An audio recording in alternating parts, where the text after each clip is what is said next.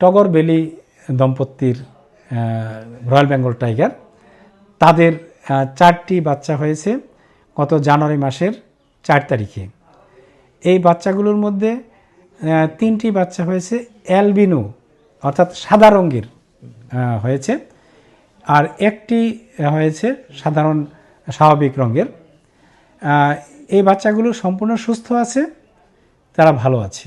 বাত ব্যথা, প্যারালাইসিস কিংবা আর্থ্রাইটিস, আধুনিক ফিজিওথেরাপি ও পুনর্বাসন চিকিৎসায় নির্ভরযোগ্য নাম ডিপিআরসি। আচ্ছা, অ্যালবিনো প্রজাতির বাচ্চা কি চিড়িয়াখানার আগে কখনো হয়েছে কিনা জানেন? হ্যাঁ, এর আগেও অ্যালবিনো রয়্যাল বেঙ্গল টাইগারের একটি বাঘ আমরা পেয়েছিলাম। এই বাঘটি বর্তমানে নেই। আমাদের এই অ্যালবিনো যে রয়্যাল বেঙ্গল টাইগার থাকে, এগুলো দর্শনার্থীকে বিশেষ আকর্ষণ করে, কারণ এটি একটি ব্যতিক্রম।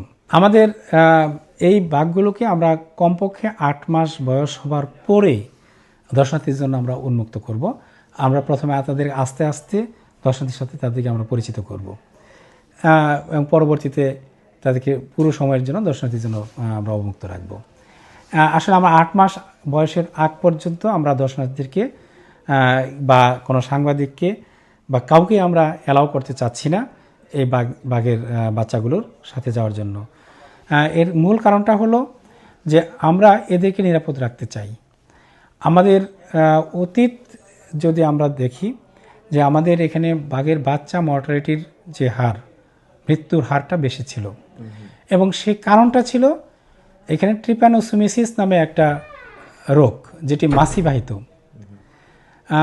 আর যখন ছোট বাচ্চা কোনো মানুষের সংস্পর্শে যায় বা মানুষ যখন আগ্রহ করে তাদেরকে বেশি অবজার্ভ করতে যায়, তখন তাদের উপরে একটা স্ট্রেস পড়ে, চাপ পড়ে, এতে তাদের রোগ প্রতিরোধ ক্ষমতা কিছুটা কমে যায়। আমরা আসলে এদেরকে সুরক্ষিত রাখার জন্য 8 মাস বয়স পর্যন্ত আমরা কাউকে বা বেশি করে দর্শনার্থীদেরকে আমরা এদের কাছে অ্যালাউ করছি না। আচ্ছা, বাচ্চাগুলোর কোনো নাম রাখা হয়েছে? না, তাদের নাম রাখা হয়নি, তাদের লিঙ্গ নির্ধারণ করা হয়নি। আমরা এটা পর্যায়ক্রমে আস্তে আস্তে করব। ধন্যবাদ।